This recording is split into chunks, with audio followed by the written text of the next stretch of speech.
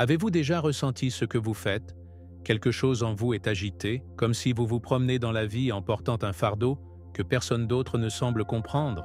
Si c'est le cas, faites une attention particulière, car cela pourrait être la preuve que Dieu vous a choisi pour quelque chose de plus grand. La Bible est claire, ceux que Dieu appelle traversent des batailles spirituelles intenses, de la solitude profonde et même des crises de foi. Ce n'est pas par accident, cela fait partie du processus de raffinage. Beaucoup de gens pensent qu'être choisi par Dieu signifie une vie de facilité et de bénédiction.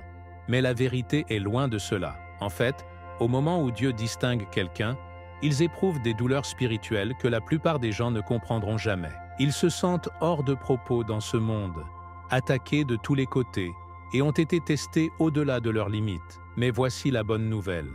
Ces difficultés ne sont pas un signe de l'absence de Dieu. C'est la preuve de sa vocation. Si vous avez traversé des batailles qui semblent insupportables, c'est parce que votre destin est plus grand que vous ne pouvez l'imaginer. Aujourd'hui, nous allons révéler 5 signes puissants qui confirment que vous avez été choisi par Dieu. Ce ne sont pas des difficultés aléatoires. Ce sont des indicateurs divins que votre vie a un objectif plus élevé. Restez avec moi jusqu'à la fin, car ce que vous êtes sur le point d'apprendre pourrait tout changer sur la façon dont vous voyez vos difficultés. Et avant de commencer, laissez-moi vous demander, avez-vous déjà eu l'impression de ne pas appartenir à ce monde? Déposez un commentaire ci-dessous et parlons-en. Maintenant, plongeons dans le premier signe, un que la plupart des gens ignorent, mais qui est un signal direct de Dieu. Il y a un sentiment profond et inébranlable que quelque chose manque. Même lorsque la vie semble se passer bien, carrière, relations, même réalisation personnelle, il y a un vide inexplicable que rien ne peut combler. Ce n'est pas une coïncidence, c'est une vocation divine. Dieu place cette agitation dans le cœur de ceux qu'il a choisis, les poussant vers quelque chose de plus grand. Ecclésiaste 3:11 dit que Dieu a établi l'éternité dans le cœur humain, ce qui signifie qu'aucune chose terrestre ne satisfera jamais vraiment. Ce vide n'est pas une punition, c'est une invitation. Ceux qui sont choisis par Dieu éprouvent souvent ce désir intérieur, parce que leur esprit se rapproche de lui. Le monde essaie d'offrir des solutions temporaires, les distractions, les plaisirs, voire le succès matériel, mais aucune ne permettait de la paix durable. Pourquoi? Parce que l'âme n'a pas été créée pour être satisfaite par rien de moins que Dieu lui-même. Beaucoup essaient de faire taire ce désir avec des relations, des divertissements ou des réalisations personnelles, en espérant que le sentiment disparaîtra. Pourtant, peu importe combien ils poursuivent après ces choses, le vide demeure. C'est comme si l'âme criait pour quelque chose de plus profond, quelque chose d'éternel. L'apôtre Paul a décrit ce sentiment quand il a dit « Je considère que tout est une perte, à cause du dépassement de la valeur de connaître le Christ Jésus, mon Seigneur. » Philippiens 3:8. Ce que Paul a réalisé, c'est la même vérité que beaucoup ignorent. Seule une relation avec Dieu peut vraiment nous compléter. C'est pourquoi ceux choisis par Dieu ressentent souvent un sentiment d'insatisfaction à l'égard des choses du monde, car elles sont destinées à quelque chose de plus grand. Au moment où ils le reconnaissent, tout change. Alors, comment réagir à cet appel? La réponse réside dans la recherche de Dieu intentionnellement. La prière n'est pas seulement un rituel religieux, c'est une conversation directe avec le Créateur. Jésus lui-même s'est souvent retiré de prier, même au milieu de son ministère. Luc 5:16. Si le Fils de Dieu avait besoin de temps seul avec le Père, combien n'en sommes-nous plus? Ceux qui sont choisis doivent cultiver cette habitude, mettre de côté les distractions et rechercher la présence de Dieu. Lire la Bible est un autre moyen puissant de nourrir l'âme. Le psaume 119:105 nous rappelle que la parole de Dieu est « une lampe pour mes pieds, une lumière sur mon chemin ». Le vide que les gens ressentent est souvent parce qu'ils marchent sans cette lumière. Ils trébuchent dans l'obscurité, ignorant que les réponses qu'ils recherchent sont déjà écrites dans les Écritures. Il est important de comprendre que l'agitation spirituelle n'est pas quelque chose à craindre. C'est la preuve que Dieu travaille, qu'il appelle quelqu'un de plus haut. Beaucoup des plus grandes figures de la Bible ont ressenti ce malaise avant d'entrer dans leur objectif divin. Moïse vivait dans le palais de Pharaon, entouré de richesses et de privilèges. Mais il se sentait attiré par quelque chose de plus. Cette agitation l'a conduit à son appel en tant que libérateur d'Israël. Il en va de même aujourd'hui. Dieu suscitera le cœur d'une personne jusqu'à ce qu'il se tourne enfin vers lui. ce n'est pas un signe de quelque chose qui ne va pas, c'est un signe de quelque chose qui va bien. L'inconfort est un panneau divin, pointant vers une relation plus profonde avec Dieu. Et ce n'est que le début. Ce sentiment de désir spirituel n'est que la première étape d'un plus grand voyage. Beaucoup de ceux qui l'expérimentent se retrouveront bientôt confrontés à quelque chose de plus difficile, l'isolement spirituel. Cela fait également partie du processus de raffinage de Dieu, façonnant ceux qu'il a choisis dans un plus grand but. L'une des expériences les plus douloureuses pour ceux choisis par Dieu est le sentiment d'isolement. Même lorsqu'il est entouré de gens, la famille, les amis, les collègues, il y a un sentiment persistant d'être différent, de ne pas appartenir complètement. Ce n'est pas un accident, c'est une réalité spirituelle. Dieu distingue souvent ceux qu'il a choisis, les éloignant des distractions du monde pour approfondir leur relation avec lui. Jésus lui-même a vécu cela. Bien qu'il ait eu des disciples, il y a eu des moments où il se tenait seul, se répercutant dans la solitude, jeûner dans le désert ou subir l'agonie de la croix. Matthieu 14, 23 nous dit « Après les avoir licenciés, il est monté sur lui-même pour prier. » Si Jésus, le Fils de Dieu, devait traverser des moments de solitude, pourquoi serait-il différent pour ceux qui le suivraient? Beaucoup de gens confondent cette solitude avec le rejet, mais c'est en fait la préparation. Dieu sépare ses élus pour les renforcer, pour leur enseigner la dépendance à l'égard de lui, plutôt que de l'approbation des autres. L'histoire de Joseph est un exemple parfait. Il a été trahi par ses frères, vendu dans l'esclavage et jeté en prison, avant d'entrer dans son destin en tant que souverain en Égypte. Ce qui semblait être l'abandon était en fait le positionnement divin. Psaume 105, 19 dit « Jusqu'au moment de réaliser ses rêves, le Seigneur a testé le caractère de Joseph. » La même chose se produit aujourd'hui. Ce sentiment d'isolement n'est pas que Dieu oublie quelqu'un, c'est lui les affiner pour quelque chose de plus grand. Mais comment doit-on répondre à la solitude spirituelle? La première étape consiste à le reconnaître comme une saison, pas comme un état permanent. Elijah, l'un des plus grands prophètes, se sentait une fois si seul qu'il a demandé à Dieu de prendre sa vie. 1 Rois 19, 4. Pourtant, Dieu lui a révélé qu'il y en avait encore des milliers qui n'avaient pas s'incliner contre de faux dieux. Il n'était pas vraiment seul. L'ennemi aime utiliser la solitude comme une arme, faisant croire aux gens qu'ils sont abandonnés. Mais la vérité est que Dieu ne laisse jamais ses élus. Le psaume 68, 6 nous rappelle que Dieu définit le solitaire dans les familles. Cela signifie qu'il fournira toujours les bonnes connexions au bon moment. Une autre clé consiste à adopter l'opportunité d'une intimité plus profonde avec Dieu. Au lieu de résister à la solitude, il faut l'utiliser pour le chercher davantage. Certaines des plus grandes révélations de la Bible sont venues lorsque les gens étaient seuls avec Dieu. Désert sur le mont Sinaï, Paul dans le désert, Jean sur l'île de Patmos. Ceux qui éprouvent la solitude spirituelle devraient le voir comme une invitation à grandir dans la foi, à entendre plus clairement la voix de Dieu. Développer une habitude de prière, de jeûne et d'étude des Écritures transformera l'isolement en une période de transformation. C'est dans ces moments que Dieu se révèle d'une manière qui ne serait pas possible dans le bruit de la vie quotidienne. Et juste au moment où il semble que l'isolement ne se terminera jamais, quelque chose d'inattendu se produit. Les batailles spirituelles commencent, parce qu'au moment où quelqu'un se rapproche de Dieu, l'ennemi en prend note. C'est pourquoi ceux choisis par Dieu sont souvent confrontés à des attaques implacables, des défis qui semblent sortir de nulle part. Mais ces batailles ne sont pas des signes de défaite. Ils sont la confirmation d'une vocation divine. Au moment où quelqu'un décide de chercher Dieu de tout cœur, une guerre invisible commence. Ce n'est pas une coïncidence que, juste après que quelqu'un approfondit sa foi, tout semble mal tourner. Les difficultés financières, les conflits familiaux, les troubles émotionnels, ce ne sont pas des événements aléatoires, ce sont des attaques spirituelles.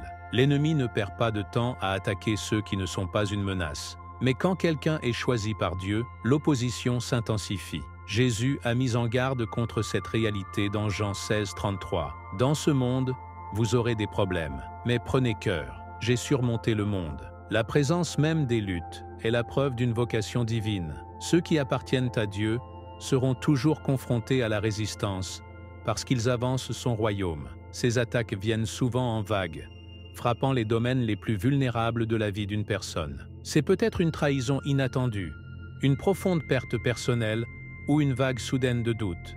Le but de l'ennemi est toujours le même, affaiblir la foi. C'est pourquoi Éphésiens 6:12 rappelle aux croyants que notre lutte n'est pas contre la chair et le sang, mais contre les dirigeants, contre les autorités, contre les pouvoirs de ce monde sombre. Reconnaissant que ces batailles sont de nature spirituelle change tout. Au lieu de réagir avec la peur ou la frustration, il faut riposter avec les bonnes armes, la forme, le jeûne et la confiance inébranlable en Dieu. La Bible est remplie d'histoires de personnes qui ont fait face à des attaques implacables avant d'entrer dans leur objectif. David a été chassé par Saul, Job a tout perdu, Paul a été emprisonné et Jésus lui-même a été tenté dans le désert. Mais dans tous les cas, Dieu avait un plus grand plan. Alors, comment riposte-t-on? La première étape est de comprendre que la victoire n'est pas obtenue par la force humaine, mais par l'endurance spirituelle. Jacques 4:7 donne une stratégie claire. Soumettez-vous donc à Dieu,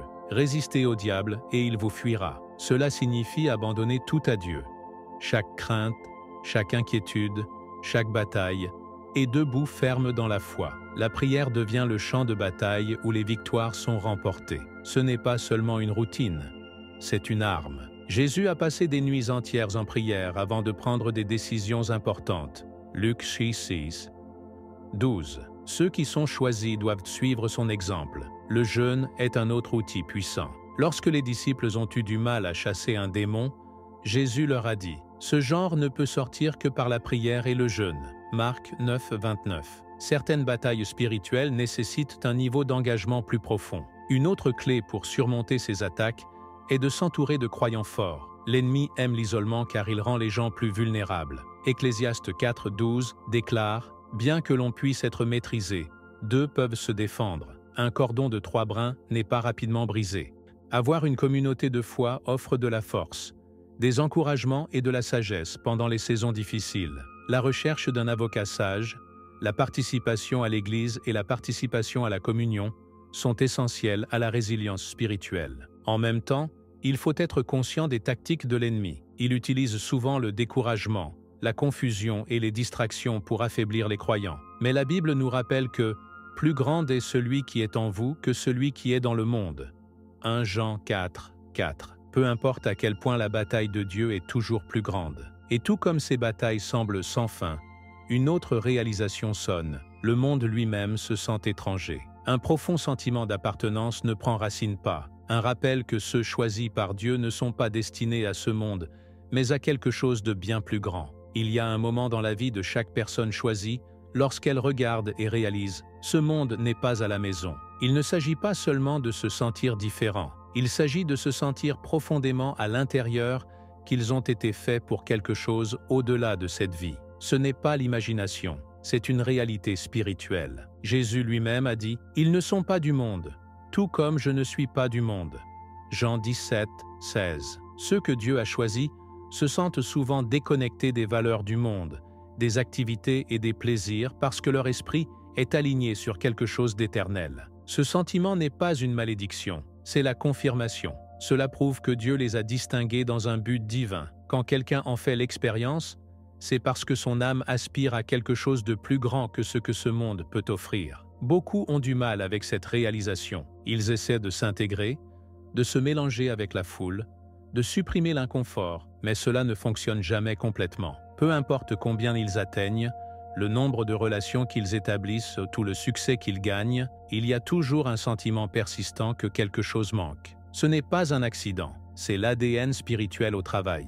L'apôtre Paul l'a parfaitement décrit. Notre citoyenneté est au paradis. Philippiens 3:20. La raison pour laquelle les élus de Dieu ne se sentent pas chez eux dans ce monde est parce qu'ils ne sont pas censés le faire. Les valeurs, les priorités et même les désirs de ce monde ne les satisfont pas parce que leur esprit est conçu pour quelque chose de bien plus grand. Mais c'est là que l'ennemi en profite. Il utilise ce sentiment pour planter des graines de découragement, chuchotant des mensonges comme « Vous n'appartenez nulle part, vous êtes seul » ou « Quelque chose ne va pas avec vous ». Ce sont des attaques directes visant à faire en sorte que les croyants se sentent isolés et vaincus. Mais Dieu a déjà donné la vérité. Vous êtes un peuple élu, un sacerdoce royal, une nation sainte, la possession spéciale de Dieu. 1 Pierre 2:9. Cela signifie qu'au lieu de se sentir hors de propos, il faut embrasser cette vocation. Se sentir différent n'est pas un fardeau, c'est une bénédiction. C'est la preuve d'être mis à part par Dieu pour son dessein. Alors, que devrait faire quelqu'un quand il se sent de cette façon? Premièrement, il devrait se pencher sur leur identité en Christ. Le monde peut ne pas les comprendre, mais Dieu le fait. Au lieu de combattre ce sentiment, il devrait l'utiliser comme carburant pour grandir dans la foi. Passer du temps dans la parole de Dieu, s'entourer de croyants partageant les mêmes idées et servir dans son royaume renforcera leur objectif. Deuxièmement, ils doivent se rappeler que cette vie est temporaire. Hébreux 11, 13 parle des grands hommes et femmes de la foi qui se considéraient comme des étrangers et des exilés sur la terre. Ce monde n'a jamais été censé être à la maison. L'inconfort n'est pas un signe de quelque chose de mal.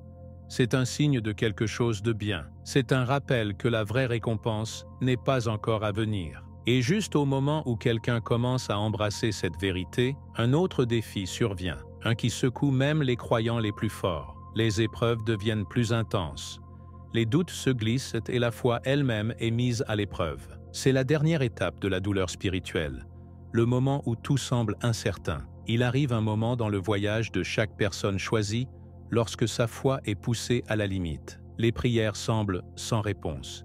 Dieu se sent éloigné et le doute commence à se glisser. Ce n'est pas un signe d'échec, c'est un test spirituel. Même les croyants les plus forts traversent des moments où ils demandent « Dieu, où es-tu » David, un homme après le cœur de Dieu, a crié dans le psaume 22, 1 « Mon Dieu, pourquoi m'avez-vous abandonné ?» Même Jésus a fait écho à ces mots sur la croix. Si ces moments leur arrivaient, ils arriveront certainement à ceux que Dieu a appelés. L'ennemi veut utiliser ces épreuves pour briser la foi, mais Dieu les utilise pour affiner et renforcer son peuple. La question n'est pas de savoir si les essais viendront, c'est comment on les répondra. La partie la plus dangereuse d'une crise de foi est la tentation de s'éloigner. Beaucoup commencent à se demander si Dieu les entend vraiment, s'il s'en soucie vraiment. L'ennemi amplifie ses doutes, espérant éloigner les gens de la présence de Dieu. Mais Jacques 1, 3 rappelle aux croyants que le test de votre foi produit de la persévérance. Les procès ne sont pas des punitions, ce sont des préparatifs. Regardez Job, il a tout perdu, sa santé, sa richesse, même sa famille. Pourtant, à la fin, Dieu l'a restauré et l'a béni encore plus qu'avant. Job 42, 10. Ceux qui tiennent à travers la tempête se retrouveront plus forts, plus sages et plus profondément connectés à Dieu que jamais. Alors, comment survive-t-on cette saison? Premièrement, en se souvenant que la foi ne concerne pas les sentiments. Il s'agit de confiance. Les sentiments changent, mais la parole de Dieu reste la même. Lorsque les émotions disent « Dieu m'a abandonné », la Bible dit « Je ne vous quitterai jamais, ni ne vous abandonnerai ». Deutéronome 31, 6. Deuxièmement, en restant dans la prière même quand on a l'impression que personne n'écoute. Jésus a enseigné à Luc 18, 1 que ses disciples devraient toujours prier et ne pas abandonner. Le silence ne signifie pas l'absence. Parfois, Dieu teste à quel point une personne lui fait vraiment confiance. Ceux qui traversent la prière finiront par entendre à nouveau sa voix, plus forte et plus claire qu'auparavant. Une autre clé concerne les promesses de Dieu. Lorsque le doute murmure, il faut déclarer à haute voix la vérité de Dieu. Les Écritures ne sont pas seulement un livre, c'est une arme. Jésus lui-même l'a utilisée pour combattre la tentation dans le désert, répondant à l'ennemi avec « Il est écrit ». Matthieu 4, 4. C'est la stratégie pour surmonter chaque attaque spirituelle. S'entourer de mentors pieux et d'une communauté de foi forte est également essentiel. L'ennemi veut que les croyants s'isolent. Mais Ecclésiaste 4, 9, 10 dit « Deux vont mieux qu'un. Si l'un d'eux tombe, l'un peut aider l'autre. » Il est essentiel de rester connecté à ceux qui encouragent la foi. Et puis, juste au moment où le procès semble insupportable, quelque chose de miraculeux se produit. Rupture. Ceux qui endurent se retrouveront transformés. Leur foi ne sera plus basée sur les circonstances, mais sur le fondement inébranlable de qui est Dieu. Et à ce moment-là, ils réaliseront quelque chose de puissant. Chaque douleur, chaque lutte, chaque instant de souffrance était la preuve que Dieu les avait choisis tout au long. Vous êtes arrivés à la fin, et maintenant vous savez, ces difficultés auxquelles vous avez été confrontés ne sont pas aléatoires. Ils sont la preuve que Dieu vous a distingué pour quelque chose de plus grand. L'agitation spirituelle, la solitude, les batailles implacables, la sensation de ne pas appartenir, et même les crises de foi, tous des signes que Dieu vous façonne, vous renforce